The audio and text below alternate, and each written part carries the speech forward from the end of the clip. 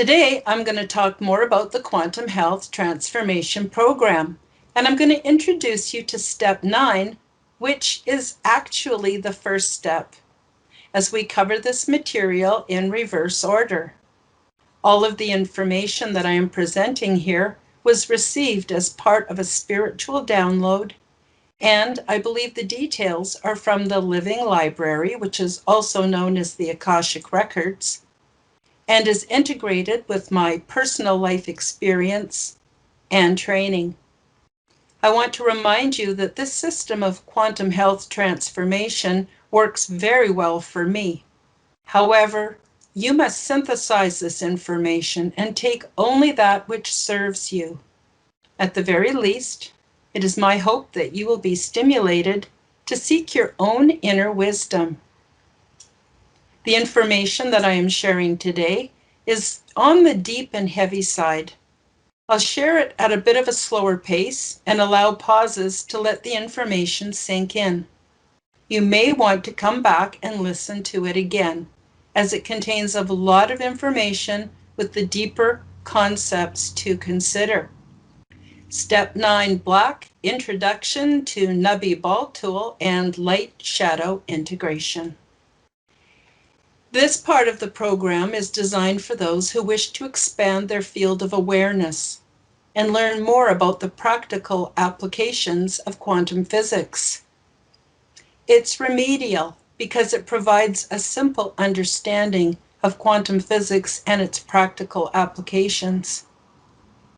It provides an alternative to old paradigm binary concepts which limit our ways of thinking and being, and it provides a remedy for such conditions as denial, projection, and a failure to thrive.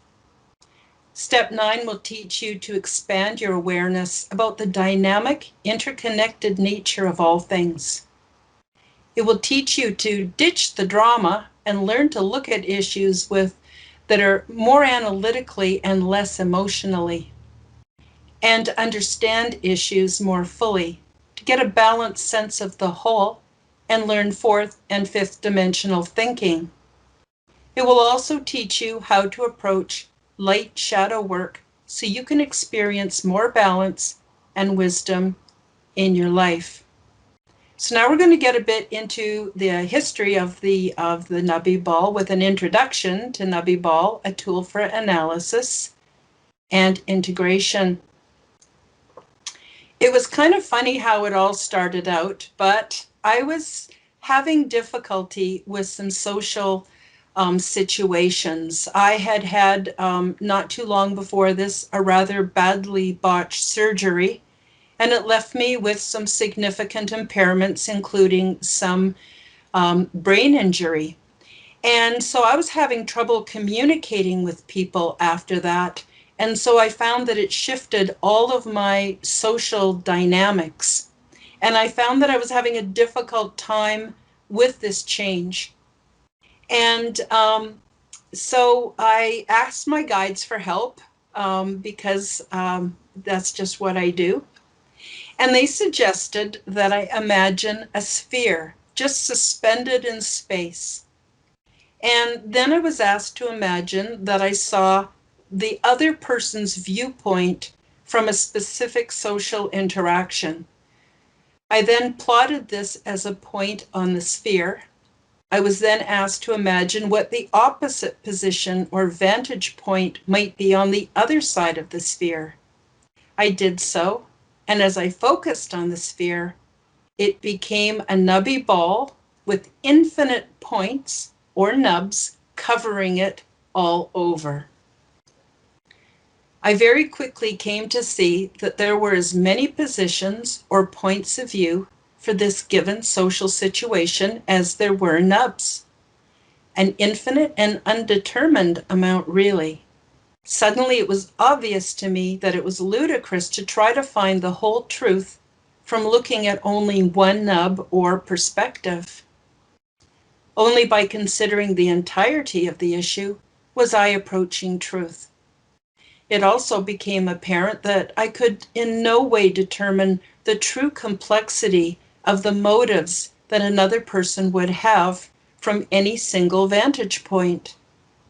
Truth, by the way, is plural. It was never meant to be considered as a single position. So in our world, we're given this or that, up or down. We're basically given two ideas or two polar opposites of an issue. And this amazing sphere that looked like a nubby ball, which is how I got its name, really helped me to see that there are as many different perspectives as there are people. And people view things as being very, very differently depending on their experience and the vantage point from where they're coming from. So to flesh issues out further, I was asked to plot on the same sphere several other possible positions as I might imagine them to be for my issue. It now became even clearer to me that I had no way of correctly identifying or completely understanding the motives and the behaviors of another person. What I had been seeing was a projection of things as they made sense to me. This realization led me to several conclusions. First of all, there's no point to assigning intention to others because we don't really know what their experience is in life or what their true motives might be. We can guess, but only by seeing each issue as one of infinite nubs on a sphere can we come close to understanding that other people's stuff is complex and it's not for us to try to figure out. Quite frankly, it's really none of our business. Our perceptions are ours alone to care for and adjust as we see fit. It is wise to listen to our internal guidance system, as the messages we receive are expressed through emotions, feelings, and body sensations, but we do best to leave our mental analysis out of it until we've overcome our binary or single point of view programming. Further, only by considering an issue as infinite points or nubs on a ball could I get a glimpse of the true whole of the situation. As I practiced with many issues and situations, I realized that I could use this tool to gain greater understanding of life and on many, many different levels.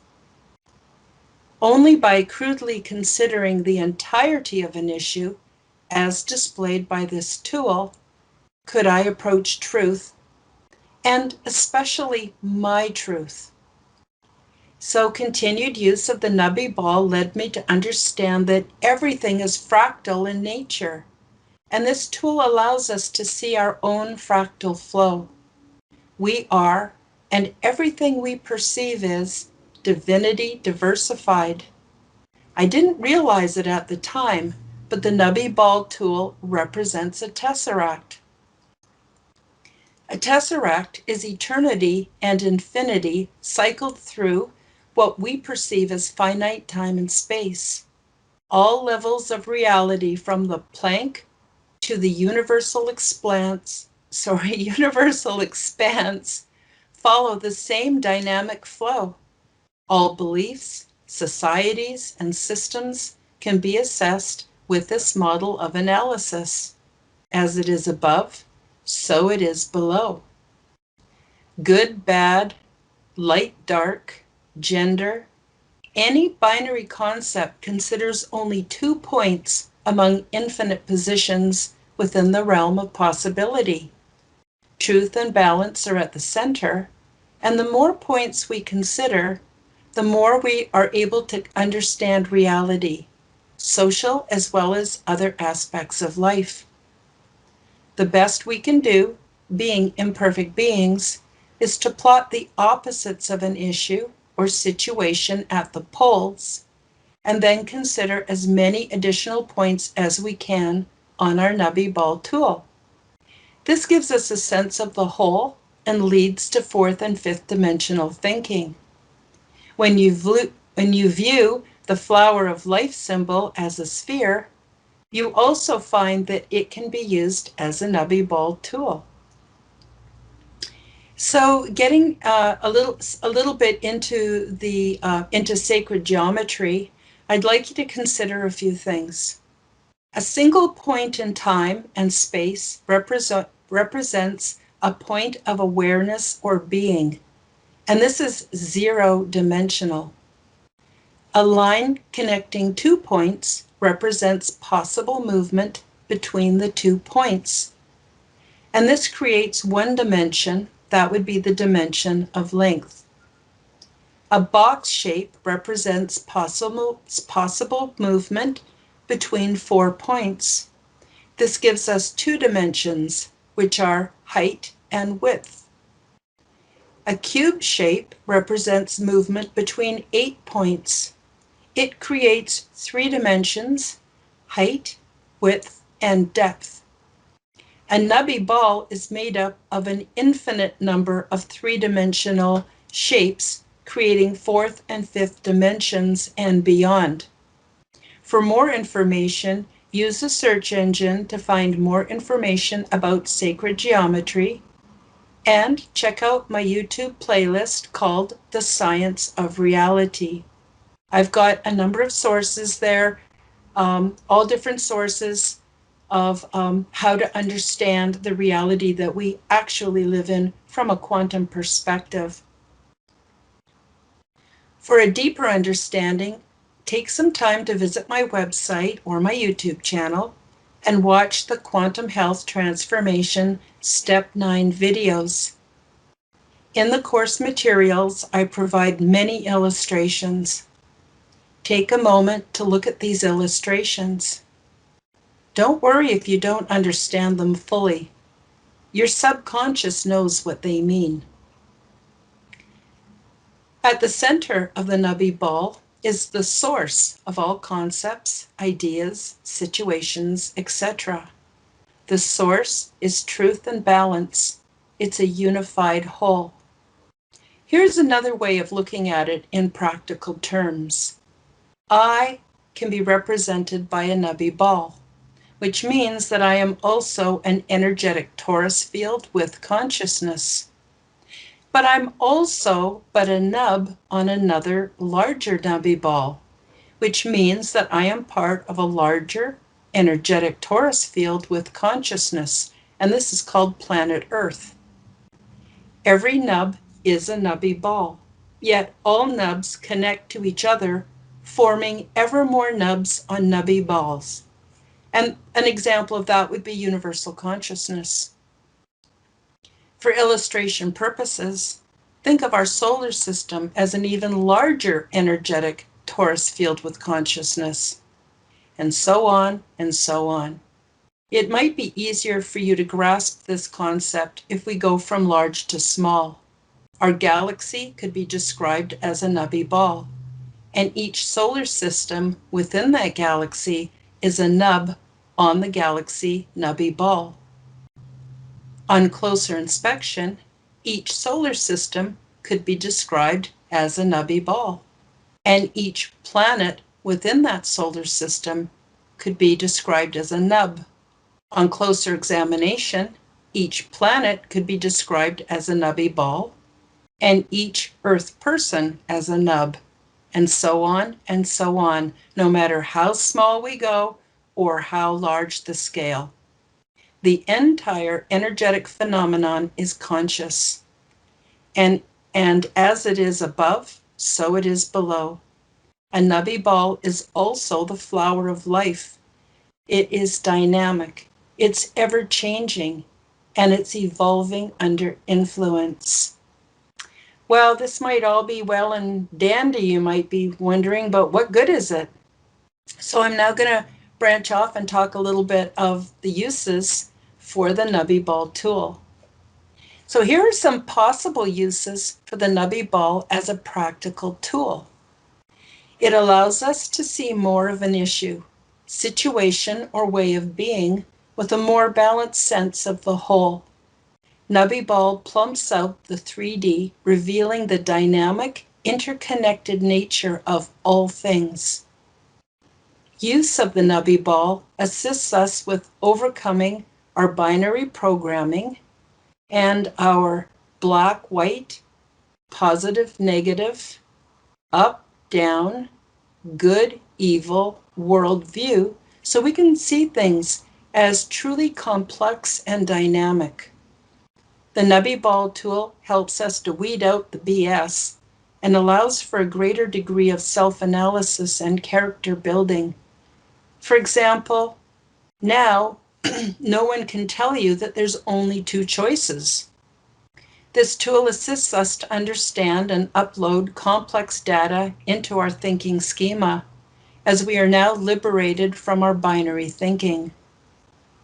Nubby Ball helps us to understand social issues, which may have caused discomfort or awkwardness in the past, because now we know that there are many, many possible perception points. It assists us to reconcile cognitive dissonance, as we see that everything is context sensitive. It allows us to more fully integrate that which we choose to believe. Now we see many options that we could not see before. The Nubby Ball tool offers us a way to look at issues more analytically and less emotionally. The Nubby Ball expands our awareness, and knowledge is power, and self-knowledge is true personal power. The Nubby Ball tool strongly illustrates why the standardizing bureaucracy of the economic, political, social construct is so limiting. The Nubby Ball tool dissolves conflict, as we clearly recognize that everyone sees things from their own vantage point, and so there is no clear right or wrong stance. This is in line with the saying of, "Don't judge another until you have walked a mile in their shoes." And finally, the Nubby Ball helps us to sharpen our critical thinking skills. I want to note here that you don't need to believe anything in order to benefit from this tool. Don't worry about understanding the quantum aspects of Nubby Ball. Just pretend that it works and give it a try. The more you practice, the easier it becomes, and soon it will become an automatic system for learning. Now, if you haven't done so already at this point, I recommend you visit my website, www.karenholtonhealthcoach.com. Click the Free Resources tab to find the Quantum Health Transformation course, and watch the Quantum Health Transformation Step 9 videos to help prepare you for this next section. If you are watching this as a replay, just pause this video and come back to it as many times as you wish. Assuming that you've done so, I will now continue. So the next thing is I would like to teach you how to use your Nubby Ball. Number one, first of all, suspend your opinions for 5 minutes and pretend the Nubby Ball tool works as I have described. Promise yourself that you'll return to your skepticism after trying to use it as described for just 5 minutes. Next, visualize a Nubby Ball clearly in your mind, or if you like, you can just draw a sphere on a piece of paper. Now take any social issue and divide it into two extremes and polar opposite viewpoints. Plot these two positions at the poles of your Nubby Ball. For illustration, let's use good for the North Pole and evil for the South Pole. Now plot your honest position, what it might be, and then plot the opposite of your position on the corresponding opposite side of the sphere. Since 100% good and 100% evil basically does not exist, because each is only one of infinite possible nubs or ways of being, you might select a point closer to the equator to describe yourself. Once you can see these 4 points plotted clearly, throw in another random position and plot it and its opposite point. By this time, you have plumped out the issue and you can make guesses as to what the whole of the issue might look like. In the case of good versus evil, you will see an infinite number of possibilities, especially around the equator. Congratulations! You now have a quantum view of the bigger picture as suggested by the original issue. Most people, places, and things are neither truly good nor truly evil. Everything falls between the polar opposites. Now you are in a position to make some educated guesses and draw some holistic conclusions. You can understand matters more fully and better execute your strategic planning. When you practice and lengthen the time you spend considering concepts, people, places, and things this way, you can draw quantum conclusions almost instantly. Soon it becomes an automatic system of analysis. And I believe that to some extent we're already doing this subconsciously, which gives rise to our intuition and our hunches. So hold on, this is only the beginning, and now you're ready to integrate your light body with your shadow body. So I'm going to continue with the nubby ball, a tool for analysis, and light shadow self-integration technique. Through our dualistic programming, we find that we ourselves are split into positive and negative attributes. Similar to the earth, if you shine a light on one side of a nubby ball, you find a light side and a shadow side. Likewise, no matter how much we try to deny this duality within ourselves and attempt to walk in the light, our shadow side remains. We share a collective consciousness of light and shadow, as well as a personal dichotomy. This is why step 9 is so important. We need to expand our awareness and consciousness to learn to perceive more of reality than what we have been taught. To help with this, I am recommending 2 books. The best book that I have found exposing our collective shadow consciousness is called The Denial of Death. It was written by Ernest Becker, and it was published in 1997. The best book that I have found exposing our personal shadow consciousness is called Meeting the Shadow, The Hidden Power of the Dark Side of Human Nature. This is edited by Connie Zweig and Jeremiah Abrams, and it was published in 1991. I have found both of these books very good for doing my own personal shadow work, and I highly recommend that you give them a read. I now want to make some recommendations on how to approach and why to approach your shadow work. In the beginning, most of us shy away from this kind of knowledge, usually out of fear. But if we do not do this type of personal work, we can look forward to denial. The shadow remains and is activated fairly regularly without our conscious knowledge or consent. And this leads to personal sabotage, and we do not get the results that we wish for in life. If we don't do our shadow work, we are often found to be guilty of projection. We tend to cast what we reject within ourselves onto others. And as we do so, we blame others for our externalized faults.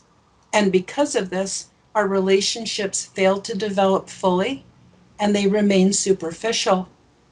We can get caught up in victim role playing and our relationships tend to fail. And a third factor of what happens if we do not do shadow work, and that is we will experience a failure to evolve. We do not get to know ourselves fully and honestly, which impedes self-reflection and personal growth. However, if we boldly go where few have gone before and choose to do an honest appraisal of our whole selves, we can look forward to less denial and less subconscious sabotage plays out in our lives. Life becomes richer and more rewarding. Without the need for projection, we no longer bully, scapegoat, or stereotype others because we can accept folks as they really are. We will find little reason for dramatic entanglements, so relationships become deeper and more fulfilling. And finally, when we choose to do an honest appraisal of our whole selves, we take responsibility for our actions. This is the beginning of personal sovereignty. We are now able to engage in meaningful self-reflection and confidently make our own necessary adjustments for personal growth and evolution. Now we can truly begin to thrive and find the happiness and the contentment that we deserve. Here are some recommendations for personal shadow work. Number 1, use the Nubby Ball tool to plot your positive attributes and consider the opposite or your shadow attributes which you may be avoiding or hiding. Number 2, take time for meaningful self-reflection and become aware of all of your uncensored thoughts and feelings. Number 3, once you see your shadow emerging, notice how you feel. Number 4, without judgment or condemnation, thank your shadow self for the information it gives you through thoughts and feelings. Number 5, look for the wisdom and the warnings within the nonsense. We don't have to like this part of us. We are only looking for the essence of the message. With practice, these shadow messages become less disturbing. Remember, you're listening now, and the messages do not need to use as much energy to overcome your denial. In time, as we learn from our formerly suppressed shadow self, we learn to walk with and learn from our internal shadow partner. Light and shadow together like siblings. And very much like having siblings within, sometimes we find our light and shadow selves in conflict. And this is good because it helps us to find that middle ground, which is our true integrated self. So in my own experience, I have found that each time I allowed my shadow to rise so that I got a look at it, at first I found it really disturbing. I just wanted to push it away and go, no, no, that's not me. I'm not like that. I'm a good person. I'm this, I'm that. But when I started to actually realize that there was no threat to me or to my life by examining my shadow, I was able to look at it for longer periods of time and start to analyze it a little bit and see how it played out in my own life. And when I was able to do that, I actually released the energy and the fear, and is able to really start to take a good look at myself. And this, by the way, is an ongoing process. I don't think it ever ends throughout your whole life. So it's best we all get busy doing this as soon as we can if we want to make some really significant progress. So, as I mentioned, sometimes our light and our shadow selves are in conflict. And I see this as a very good thing because it helps us to find the middle ground. We're neither truly, truly good and we're never truly, truly bad. We are a mixture. And it's really important that we look at that. So we can now learn from the important messages from both sides, which facilitates integration. And as I mentioned, in truth, not one of us is completely good or completely evil. We are products of our spirit, our genetics, environment, and even social upbringing. Light-shadow integration more than doubles what we know. And I say it again, personal awareness is personal power. So to help you get started, I want to give you a few examples of shadow work, some shadow work exercises. So I think a good place to start is with a piece of paper and a pencil and write down a list of what you consider to be your very best qualities. And when you're satisfied with that list, it can be a very short list or it can be a long list, depending on how you view yourself. Then I want you to create a column next to that and add the opposite qualities to your list. Um, and it doesn't matter if at this point you believe you have those opposite qualities. You're just going to write them down for the exercise. And so, for example, you might say, I'm generous. I know I'm a very generous person. And you can think of oodles of examples where you were very, very generous. So now if you take your nubby ball and you plot generous at the North Pole and not generous at the South Pole, now you plot a point for where you believe you would be for this issue. So the first is the North Pole and the South Pole of generous and not generous. And then you're going to plot a point where you believe you stand. How generous are you on your nubby ball? And after you do that, you're next going to plot the opposite position and take a really good look at it. Spend some time thinking about times when you could have been more generous with someone or something. Without judgment or condemnation, accept the opposite point and recognize that at times you are not generous. And this will give you a glimpse of your shadow. By the way, don't forget to consider times when you're not generous with yourself. Now you're ready to look at some deeper issues. So just like the Earth, the nubby ball has a light side and a shadow side.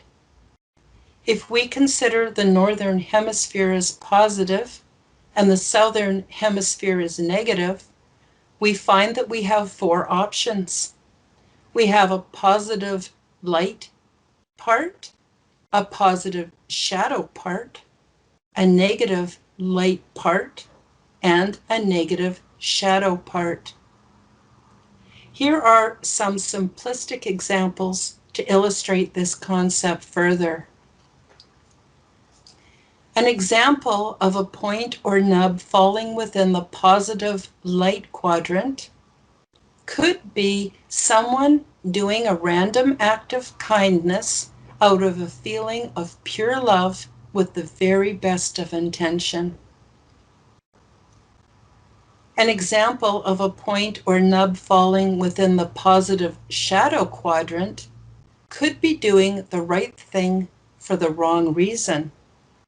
So perhaps, again, looking at a random act of kindness, someone who does a random act of kindness, but with the intention of manipulation or control, would be someone who's doing a positive thing for a not so positive reason. Next, an example of a point or nub falling within the negative light quadrant could be someone doing the wrong thing for the right reason. And this could include maybe disobeying a law in order to protect and care for another.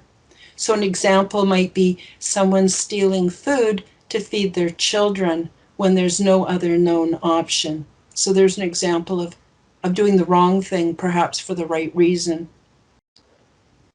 And finally, an example of a point or nub falling within the negative shadow quadrant could mean someone doing the wrong thing for the wrong reason. And what immediately came to mind for myself in this situation was the dereliction of duties for self-interest and greed by politicians, as we see so often today. So many, I'm not saying that all politicians are bad, but it seems like growing every day are the numbers of them who are serving their own self-interests and greed um, um, by doing the things that they do and making the decisions that they make. So they're making bad decisions for us, and they're doing it for a bad reason. But at this point, it is best not to be too hard on yourself and just use this tool for general self-analysis. It's important to refrain from shame, guilt, or criticism because this can lead you back into denial, and the shadow will hide itself as a result. Diving a little deeper, you might want to try using the concept of kindness with your nubby ball. Most of us like to believe that we are kind all of the time, but when we look at the opposite point, which would be cruelty, we all share times when it is clear that we're not so kind. A common example can include when we're hangry. Hangry Hangry is the feelings that you get when you're hungry. So that is feelings of anger which surface when we're hungry. Also, negative mood from eating junk foods or drinking alcohol. When we are hangry or hungover, we are often responsible for lashing out at others, and we tend to especially target those who are powerless to effectively stand up for themselves. Normally, we don't want to look at this because it brings up feelings of shame and guilt. Being hangry or hungover is no excuse, as it is our responsibility to eat and drink responsibly, and it is our responsibility to learn other methods of controlling our mood. It is our responsibility to not repeat bad behavior, but we have to be willing to admit the bad behavior before we can work on changing it. When we harm ourselves and others, we feel terrible. So how do we continue to do the shadow work? Well, it's important to not try to do too much at any one time. Once we find a sore spot, it is important to think about these undesirable feelings in ways that are productive. Instead of being consumed with thoughts that promote guilt and shame, try forgiving yourself and use the negative energy to fuel change. Spend some time thinking of ways to prevent this negative behavior from happening. Plan your meals so that they include healthy options and that you eat at regular intervals. Find and learn about the many options for relaxation and mood improvement. Join a support group, get some counseling, or just spend some time sitting with the true you, accepting yourself as you are, warts, bumps, and all. Spend time strategizing your life, recognize your triggers, and make plans with specific steps to reduce the harm.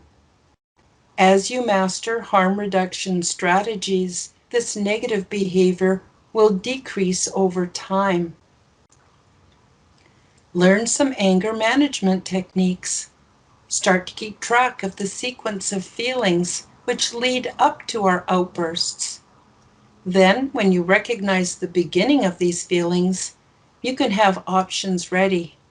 You may want to remove yourself from vulnerable people while you self-soothe. And there's a lot more of this that I will be telling you about next week in Quantum Health Transformation Step 8. It's important to see that we must first recognize the shadow self, allow it to emerge, feel the feelings that are produced by it, and then strategize and plan ways to improve. What this does is recenter you between excessive kindness and excessive cruelty. This is where you will find balance. Eventually, as you mature and shift, you will be able to deal with some really old, deep-seated issues like privilege, racism, and prejudice. And this is just for those of you who don't know. Prejudice is when a person negatively prejudges another person or group without getting to know the beliefs, thoughts, and feelings behind their words and actions. So an example is the way that many middle-class people view the homeless people, or how many Christians view the Muslim people. This is usually due to ignorance and fear. Now, there's also bigotry. Bigotry is stronger than prejudice. It is a more severe mindset and often is accompanied by discriminatory behavior. It's arrogant and mean-spirited. And then there's racism. Racism is the system that allows the racial group that's already in power to retain power.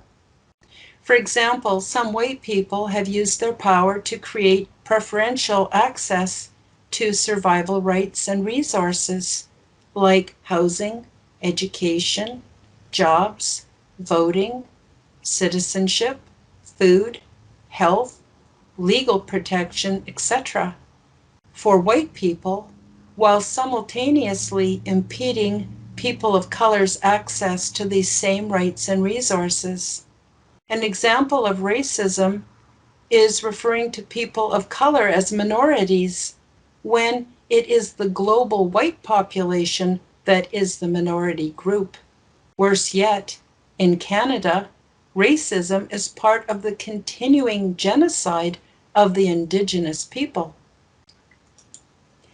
At this point, I recommend that when you are ready, you add issues to your belief and behavior inventory list.